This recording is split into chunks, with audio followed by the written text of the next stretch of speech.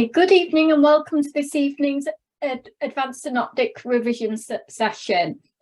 So if I can just remind you to keep yourself on mute throughout the session and use the chat box in order to participate and ask any questions that you may have.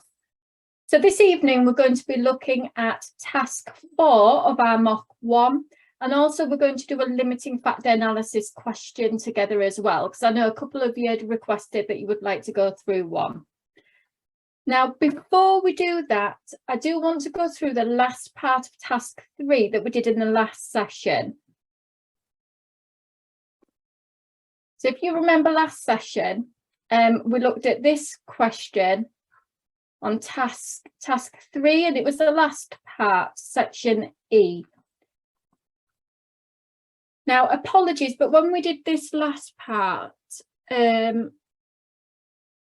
there is actually an error within the answers of this task.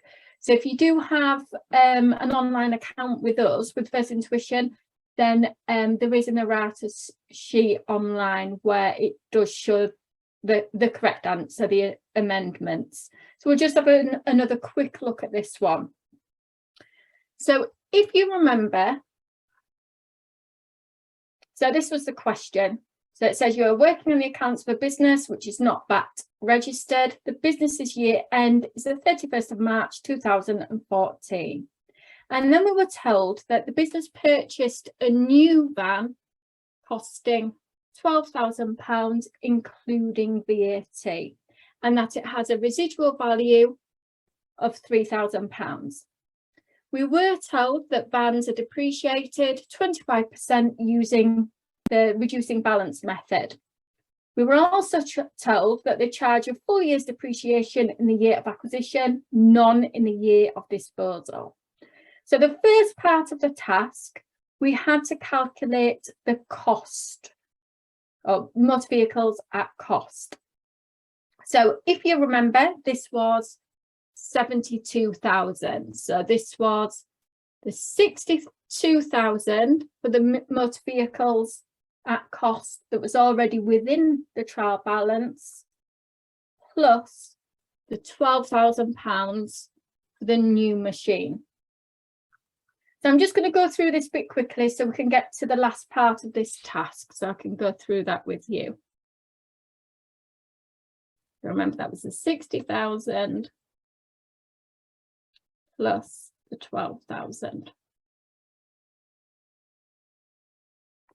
Then we had the depreciation expense for the year. Can you remember how we calculated this?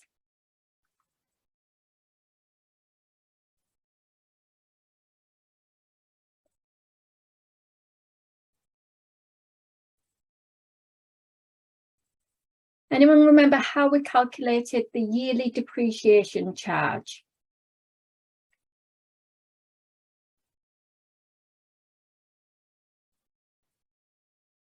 Yeah, so that's the next bit, Carol, when we get to the carrying amount. So the next bit, the depreciation expense, remember.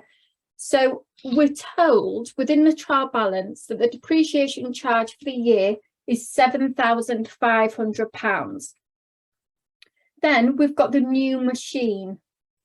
So the new machine cost us £12,000, and we're told that vans are depreciated 25% using diminishing balance method. So it will just be the £12,000 times 25% equals £3,000 per year for the new vehicle, plus the 7,500 that we already had in the trial balance, gives us an annual depreciation charge of £10,500, and we need this for that last part of the question.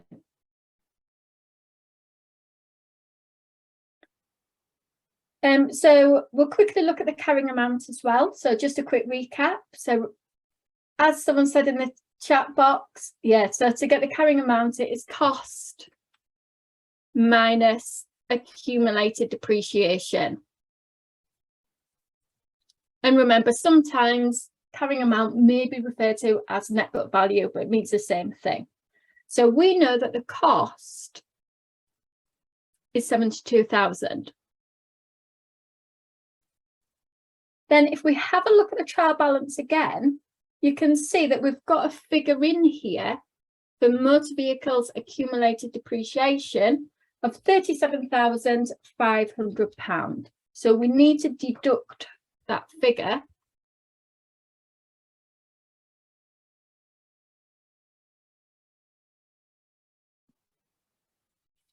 And then we also need to deduct the £10,500 depreciation charge.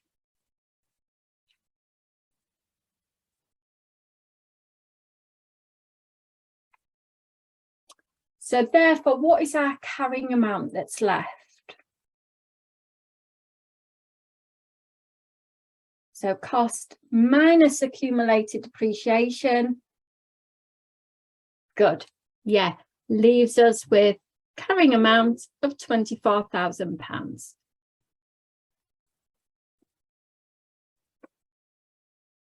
Now this part.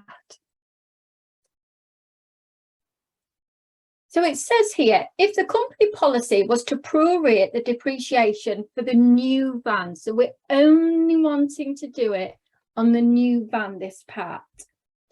And it's based on the months of ownership rather than depreciating a full year in the year of purchase and none in the year of sale. So remember that when we calculated that depreciation expense, the £10,500, that is based on the company policy that they charge a full year's depreciation in the year of acquisition and none in the year of disposal.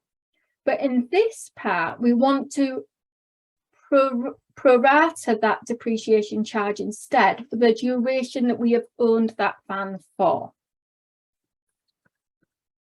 So remember, we have purchased the vehicle on the 1st of February 2014 and the year end.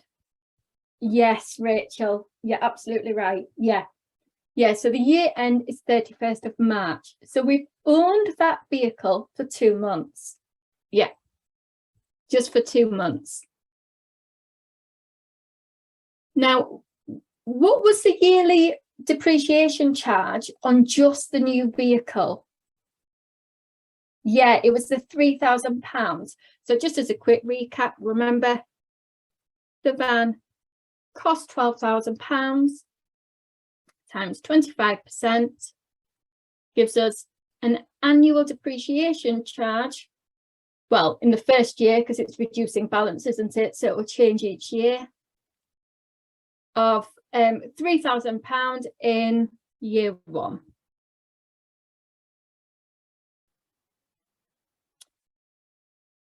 But we want to prorate that for 2 months. So it will be the 3,000 divided by 12 months times 2 months. Yeah, so for the 2 months, the depreciation charge will be £500. Now, the depreciation charge of £7,500, that isn't going to change. That's going to remain the same. So if we prorate the depreciation for the new vehicle, it will be £500 plus that 7,500 depreciation charge, which gives us £8,000. So the difference, if we were to prorate the depreciation charge for that new vehicle, would be the difference between the 10,500 minus our 8,000 equals a difference of £2,500.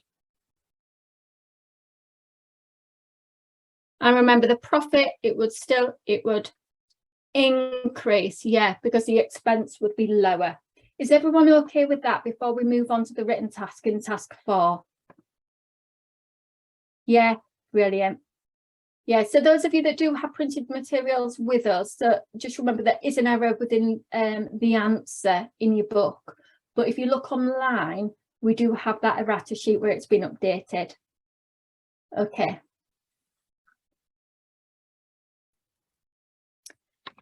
Okay, so task 4. So we can see that this task is worth 15 marks.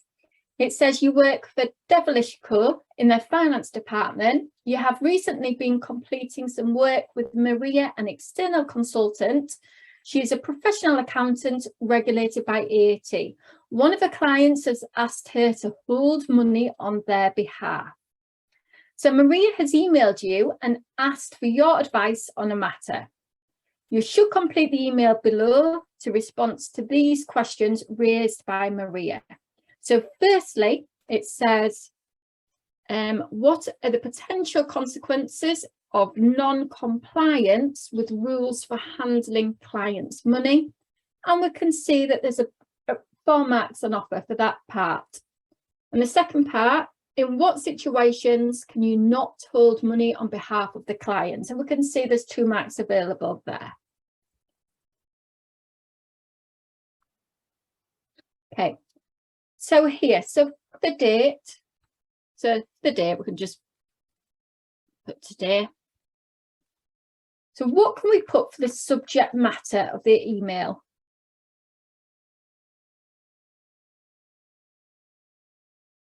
What is it that we're going to be writing about?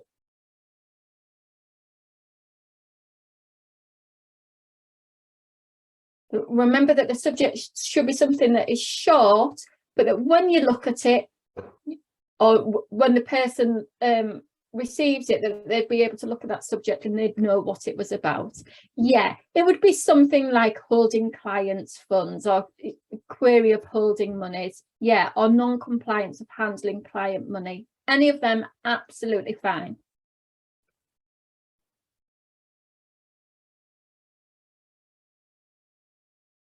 So handling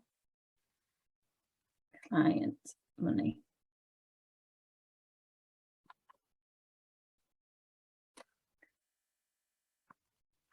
So the box I have, it isn't that big, so I may have to do it in note form, but remember, when you do it in the exam, make sure you're writing full sentences. So how could we introduce this email?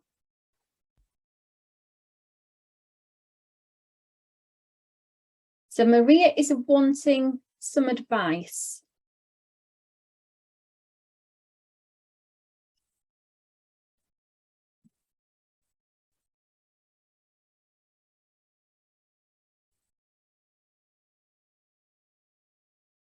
Anyone have any idea? How could we introduce it?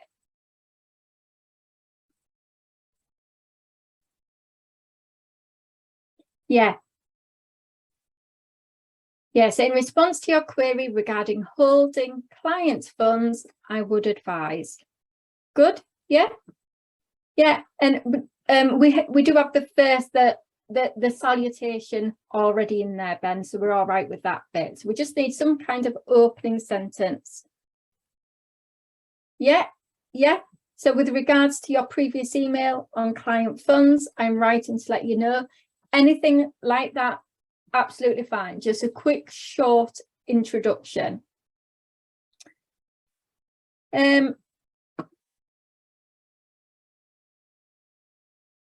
Yeah, so let's go. So for this one,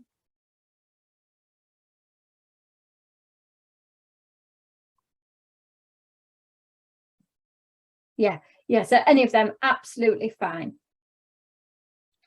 So she's wanting to receive some advice on the potential consequences of non-compliance with the rules for handling client money. Yeah. So dear Maria, so we'll go with Lisa's here. So with regards, just because that's what's in front of me. So with regards to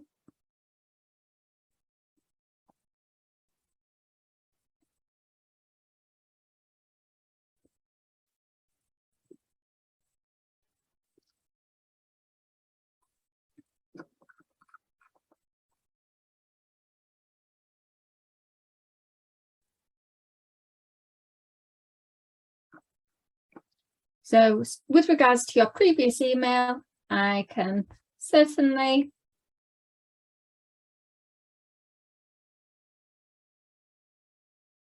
advise you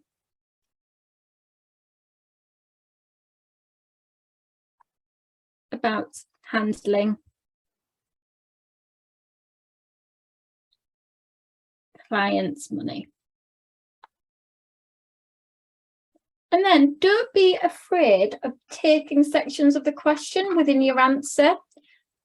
So it says, what are the potential consequences of non-compliance with rules for handling clients' money? So you could say the potential consequences of non-compliance with rules for handling clients' money are, and then you can just bullet point them.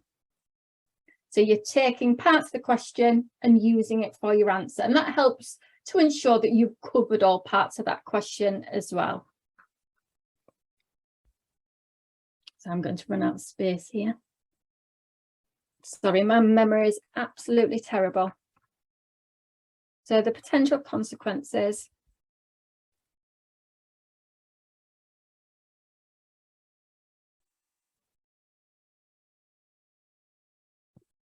of non-compliance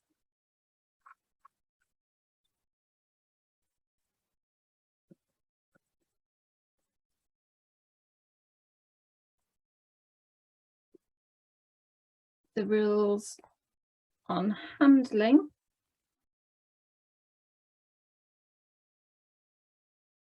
clients' money are. So there's 4 marks, remember, available for this part. You want to ensure that you are giving at least around 3 or 4 points here in order to gain as many marks as possible. So what could we have? What are the potential consequences? Yeah, so you could receive a fine. Who would you receive the fine from?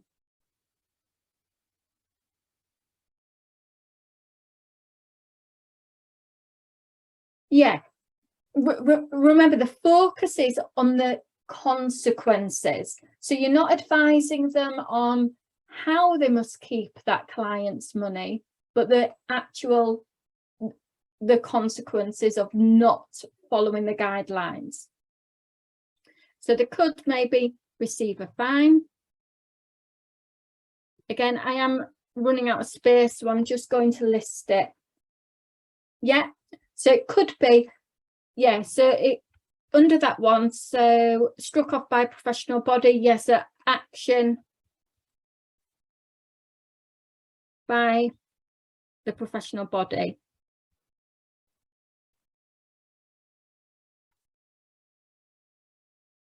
So that could be anything from losing their practice license to expulsion from the awarding body.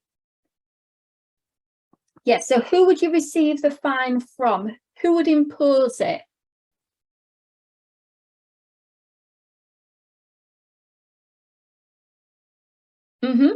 So it would be legal action, wouldn't it?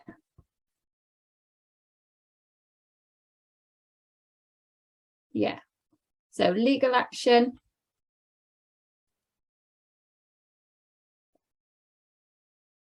So it could be a fine.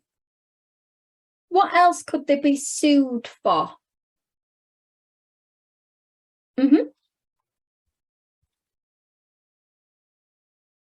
Fraud's fine, but yes, yeah. So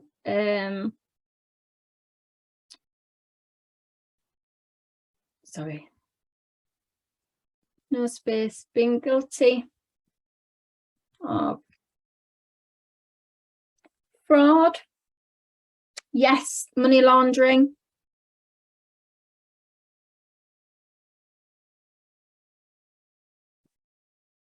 Yes, a breach of legal contract. So I'm going to put this up here.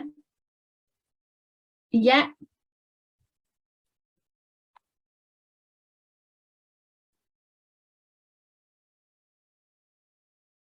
Yeah, Could also be professional negligence as well. Good.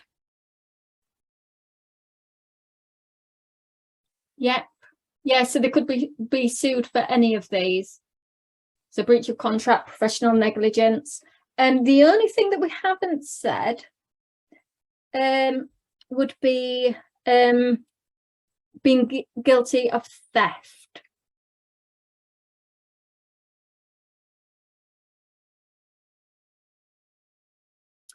So Rebecca, do you get any marks for the date, subject, opening, closing of an email or letter, or is it just the answer you give? It will be a combination. You might not get a whole mark for example, for the subject, but the examiner will take it all into consideration when they award your marks. So if it is an email, you need to write it appropriately. If it was a report, then you'd need to write it appropriately, you know, as if it was a report. Yes, yeah, that would come under fraud, because that could be fraud of abuse of position. Okay, so an answer like that would likely get you the full 4 marks.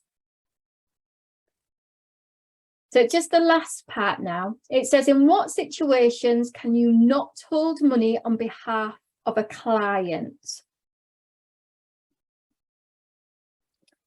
So I'm going to have to write it down here somewhere. So again, what I'm going to do is start it off with taking a question and changing it into an answer. So the situations in which you cannot hold money on behalf of a client are, so the situations, sorry, spelling terribly, the situations in which you cannot hold money on behalf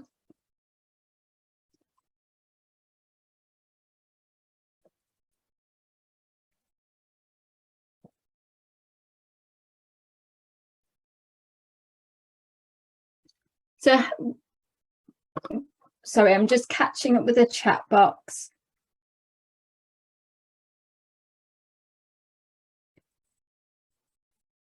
Yeah, if it's investment money that's been involved, I will go back and have a look at everyone's responses in the chat box as well, just in case I've missed any questions. Yeah, so where investment money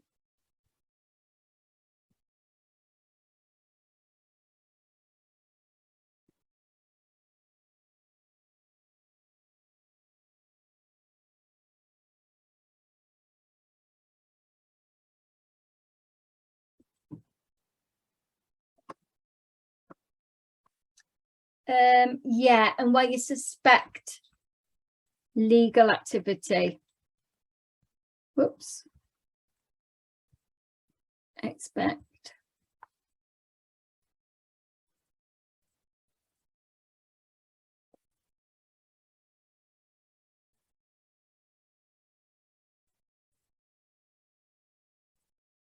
I'm sorry, I forgot to mention as well on this last part, we can see that there's 2 marks on offer. So you know that roughly you've got to give at least 2 points there. So I'll just scroll back up and just see what we have in the chat box. Yeah, Anna. So it could be that you have to write an email, or it could be a report. So normally with a report, it would be, you'd have to be a bit more formal in the way that you wrote it.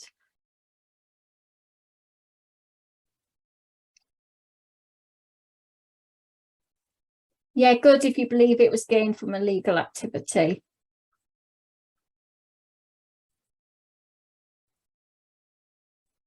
Good. Yeah, lots of right answers. Excellent.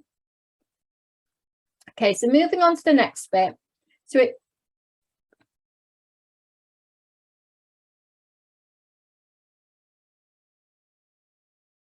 yes, Yeah, good. So Devilish Co work with a number of different clients, from small sole trader retail businesses to large manufacturing organisations to building companies and many other types of businesses and industries. As an accountancy practice, Devilish will hold personal data on clients. So explain whether confidentiality is a legal requirement, an ethical requirement, or both. And we can see that there's 2 marks available here. So what would you say here?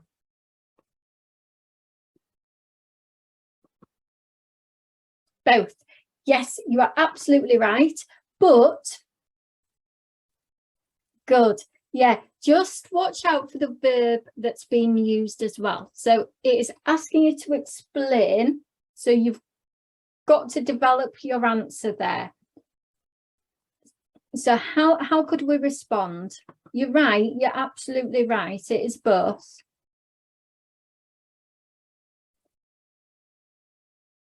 Yeah, and of course we've got the Data Protection Act. Yep. Yeah, good. I'm assuming that means there, Rachel, it's the principle where you, fundamental principle. Yes. Yeah, good. Yeah. So we could say confidentiality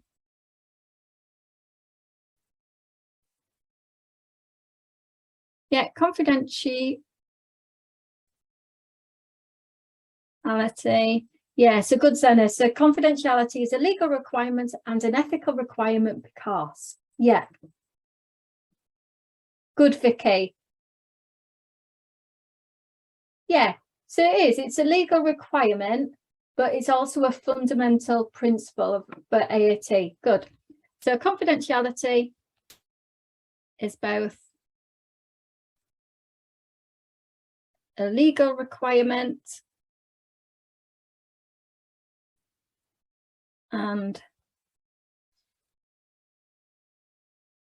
an ethical requirement.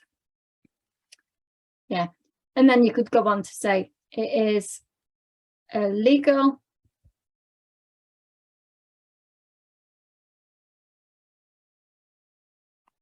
so it is a legal requirement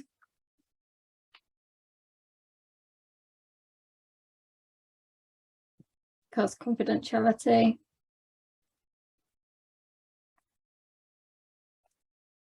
is protected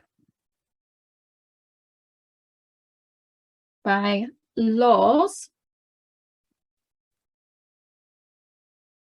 such as data protection,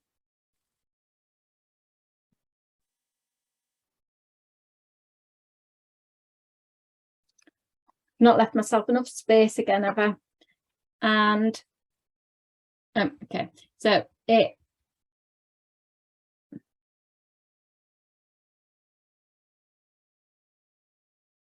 is also an ethical requirement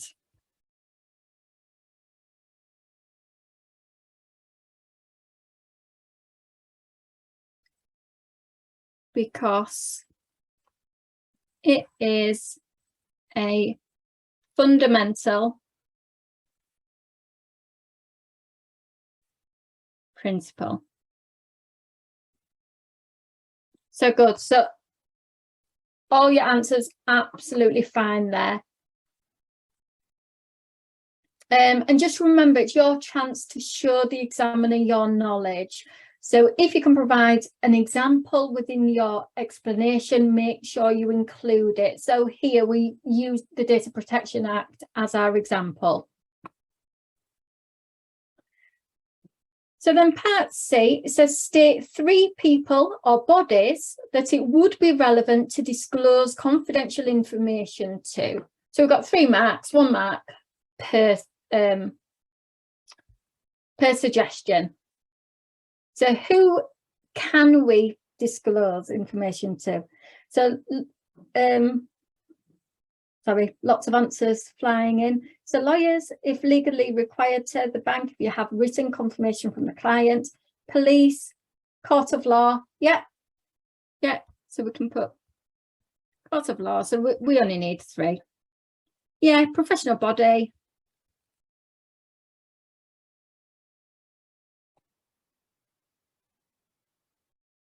Yeah, of course, we've got the police. Yeah, good.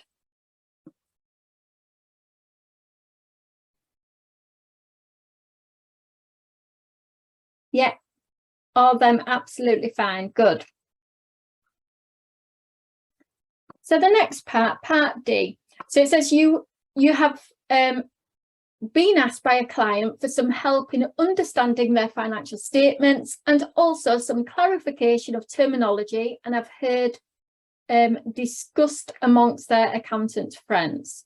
So write a memo to explain, firstly, what the statement of profit and loss and the statement of financial position show and what they each include.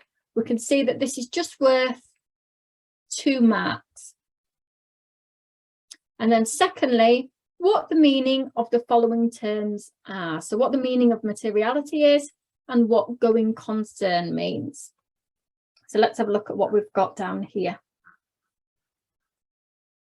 So again, we've just got the date. So what could we put as our subject here?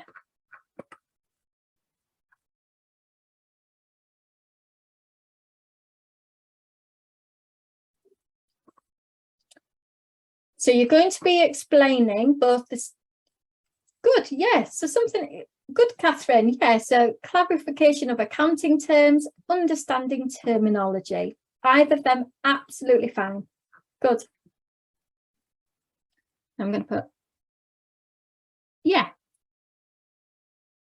Clarification of terminology, yeah. So understanding.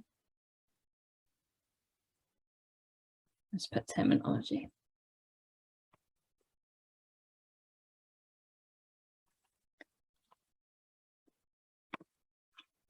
Yeah, so first of all, good, Rachel, we've got the profit and loss. So the profit and loss shows income and expenditure of a business, usually reported on a monthly or quarterly basis. Statement of financial position shows assets, liabilities, and capital. Yeah, so you could start it with further to your query. Good, yeah.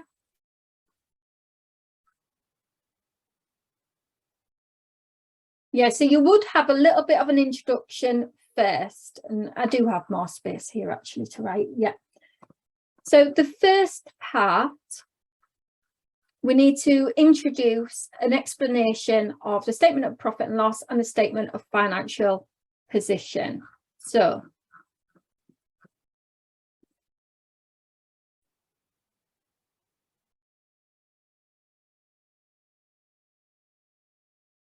yeah, so we'll start off with what June's put there. So further to your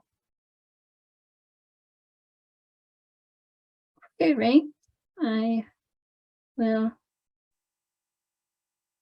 explain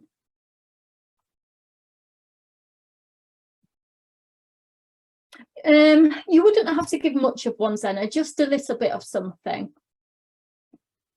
So further to your query, I will explain the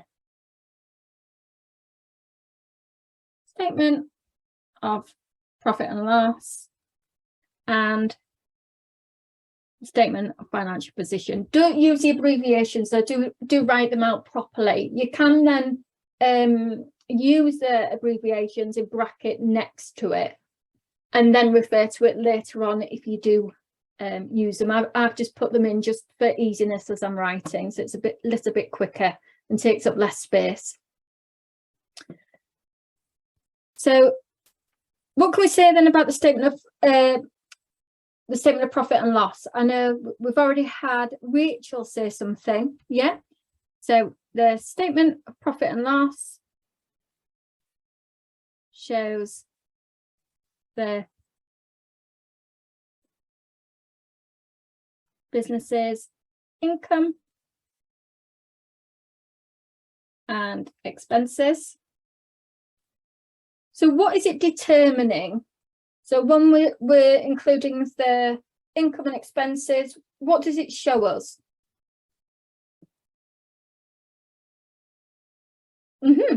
Yeah, good, Janet. So it shows whether they've made a profit or a loss. Good. Yeah. So it shows, yeah, whether they've made a profit or a loss in that period. Yeah. So the statement of profit and loss shows the business's income and expenses. It shows how the business has performed in a period. If it has made a profit or a loss.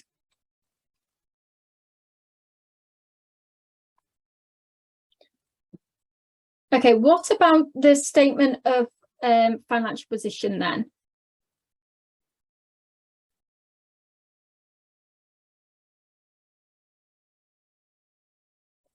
Yeah. So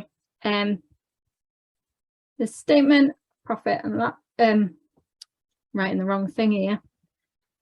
The statement of financial position, again, do make sure you write the full statement of financial position.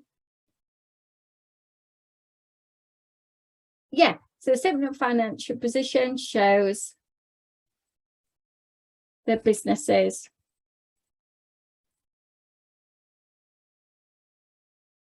assets, what they own,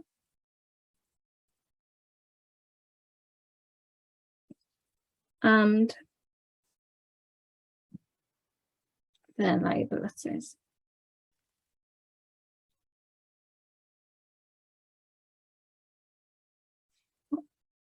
Right. Right, just let me have a look in the chat box and see what we've got in here. I can see some of you have put some other answers in. Yeah, so statement of financial position shows how much the business is worth in terms of its assets and liabilities. Yeah, so it shows how much the business is worth. Connor, the correlation between both statement is the closing inventory value, which would show. Yeah, good. Yeah, because it is included, isn't it? Good, Carol. Yeah, so that's absolutely fine. Now, what you could also include is good. Yes, Janet. So what is the other name that the statement of financial position is commonly called, especially in the workplace? The balance sheet. Yeah, so you could put something like that in as well. You could put that yeah, this is also sometimes called balance sheet. Yeah, I mean, remember there's only 2 marks available for this part, so you can kind of gauge by the marks available how much you need to write, so you know that you don't need to write a lot for these. It's basically 1 mark for your explanation of profit and loss, 1 mark for your explanation of the statement of financial position, and then we've got to explain materiality, then going concern. Again, there's 2 marks available, so 1 mark for each.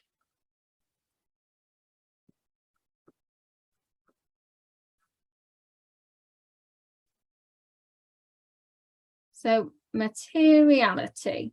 So remember, this is one of the 7 accounting concepts. Can you remember what materiality means?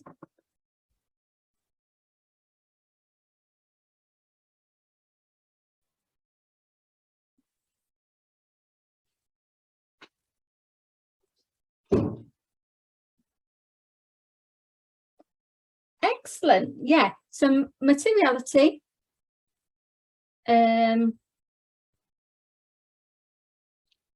So the statements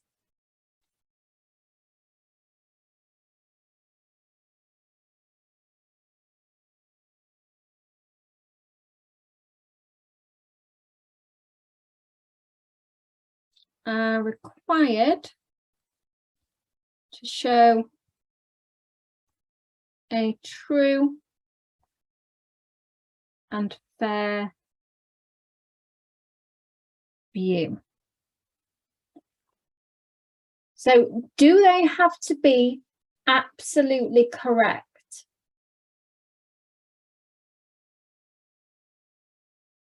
No. Yeah, so they don't.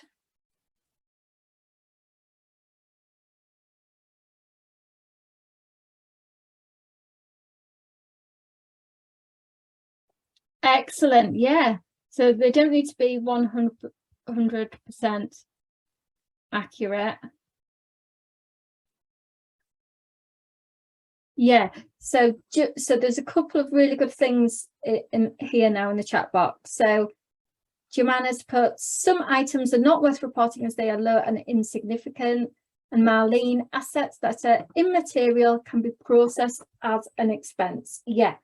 So any omissions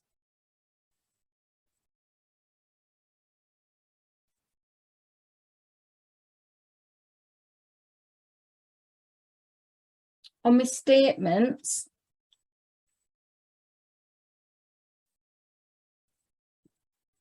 within the accounts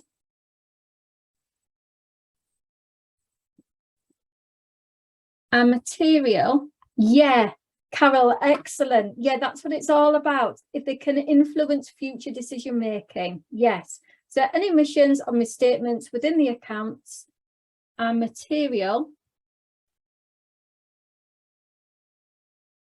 if they can influence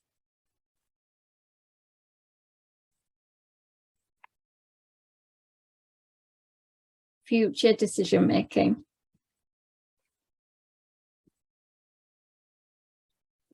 Excellent. So lastly, we've just got our going concern. Good, Marlene. Good, Sasha, good. So let me have a look. So Marlene, going concern assumes that the business will continue to trade for the foreseeable future. Yes, going concern is assuming that the business will continue to trade as it is and for the foreseeable future, or at least the next 12 months. Excellent, Sasha. Rachel, going concern, assuming the business will still be trading in the next 12 months. Brooke, going concern, accounts are prepared on the assumption that the business will continue to trade in the future. Fantastic. All of them, brilliant answers. Good. So I'll just quickly write something in. But great definitions there. So going concern, there is the assumption.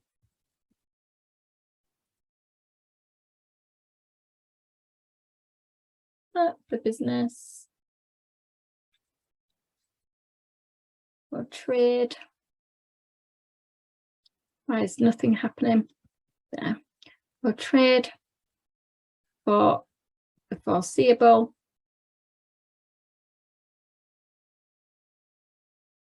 Sorry, there's a bit of a delay between my pen writing. Trade for the foreseeable future, at least the next 12 months.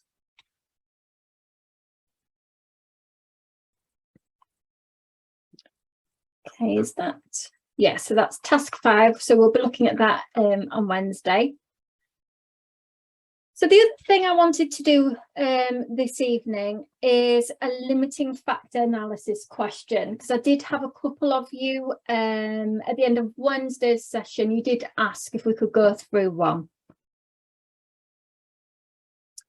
So in case any of you are wondering where I've got this question from in your notes, it is within the revision section. So, you know, you've got the recap section where you've got questions on advanced bookkeeping, final accounts preparation and management accounting. It's just from that area.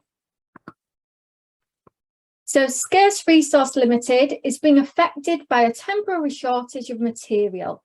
As a result, next week, there will only be 10,000 kilograms of material to be shared between 3 contracts. So we've got 3 different products and we've only got 10,000 kilograms of material available. So we're told here that material is our limiting factor. And then you can see we've got a table. It gives us our contribution earned per product. We've got the fixed costs, the profit, the total number of units in the contract, and the number of kilograms of material required in order to meet the unit demand. And then it says a little note, we've got the fixed costs shown for each contract are on an apportionment of the total fixed cost for the business and are not specific to the individual contracts. So first of all, we've got contribution per unit. So how will we calculate, looking at this, how will we calculate the contribution per unit?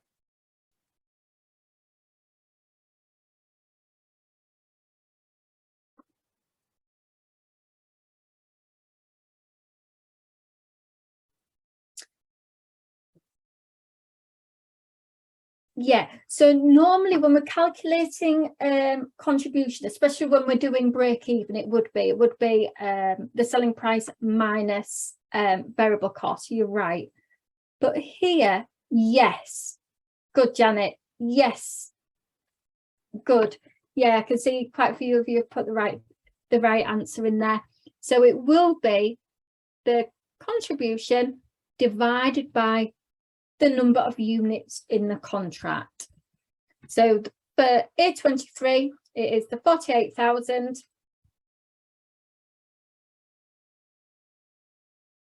divided by 4,000 units, which gives us a contribution per unit of how much? Because remember, we don't have to calculate what the contribution is because we've been given it. But you are right, it is a selling price minus variable costs. Yeah. £12, good. Okay, so next one, B24. What will the contribution per unit be?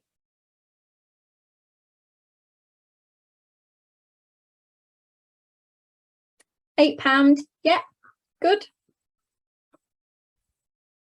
£8, so that is the £40,000 contribution. Sorry, that is a 0 divided by 5,000. And then last one for C25. Good, £6. Yeah, so this is the £36,000 divided by 6,000 units.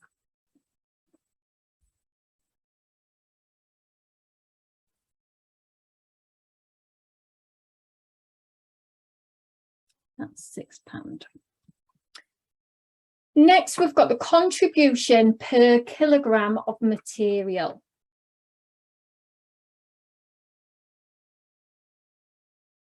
So what figures will we use here?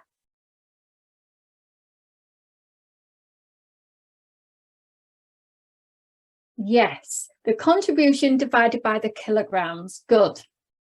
Yeah, so the first one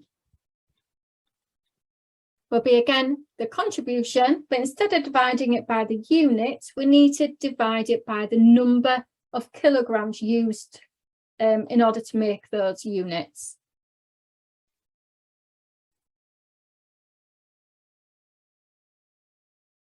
Yeah, sorry, so that was the 48,000, wasn't it? 48,000 divided by 8,000.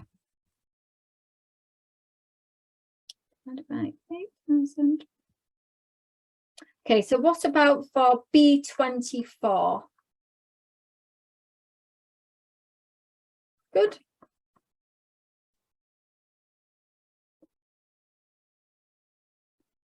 So 40,000 divided by 5,000.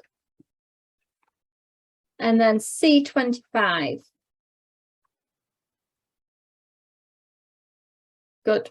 Yeah, £10. So what was it? 36,000 divided by 3,600 kilograms. So £10. Now we've got to rank the products. So which product are we going to make first? So looking at the figures that we've calculated, good. Yeah, good, Shan. Good. Yeah, so when it comes to the ranking, you always need to look at this figure, what the contribution is per limiting factor. Yeah, so we can see that C25 gives us £10 contribution per kilogram of material. So we want to make that product first. B24 gives us £8. So we want to make as many of that product next. But then A23 only gives us £6 contribution. So we'll make that last with whatever material we have left. And then kilograms of material available. So remember in the question, it told us that there is 10,000 kilograms of material available.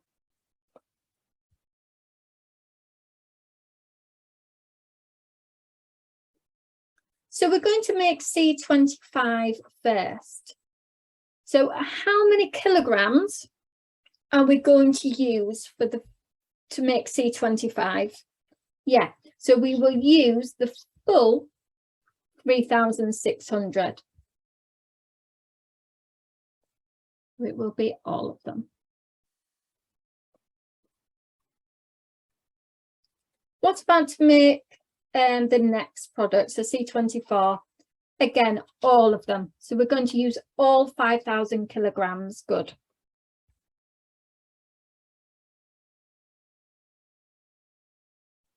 And then we can see that A23 uses 8,000 kilograms, but we don't have that left. How many kilograms left? Yeah, so 1,400.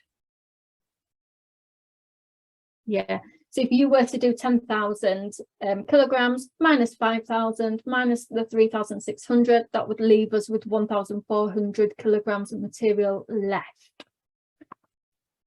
Next, we've got the number of units to make in the contract. So we're going to make C25 first, and we're using all 3,600 kilograms. So how many units are we going to make? The full 6,000. Yeah. And then for B24, the full 5,000. Now, on this one, remember, we've only got 1,400 kilograms available.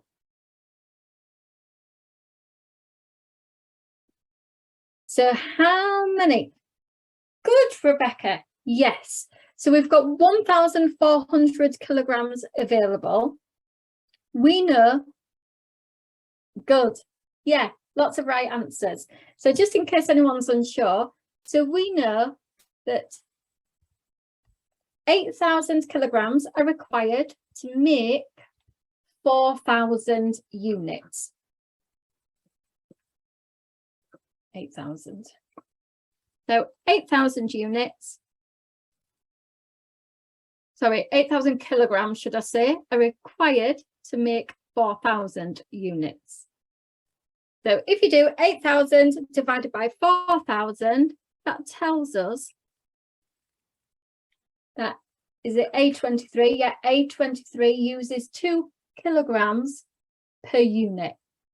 So we have 1,400 kilograms available. So that means the 1,400 kilograms available equals 700 units.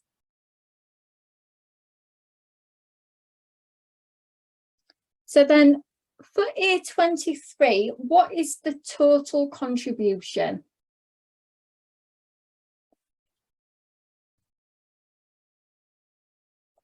Total contribution earned.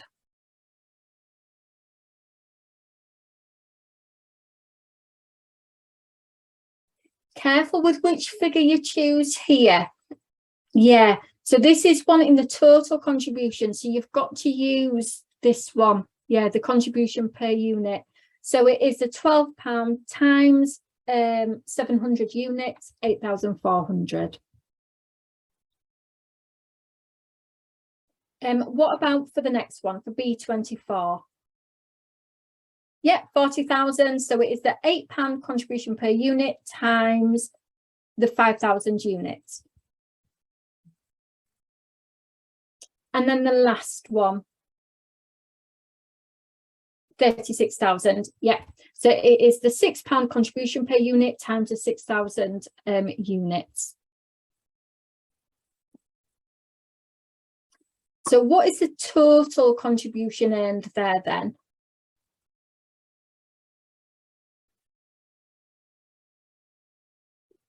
Good. 84,400. Oops, sorry, that is a 0.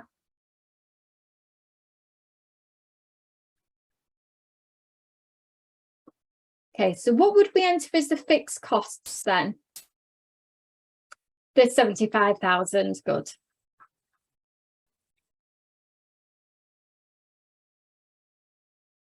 So how much is the profit? Yeah, so we need to deduct that. £9,400, excellent, yeah. Good, brilliant.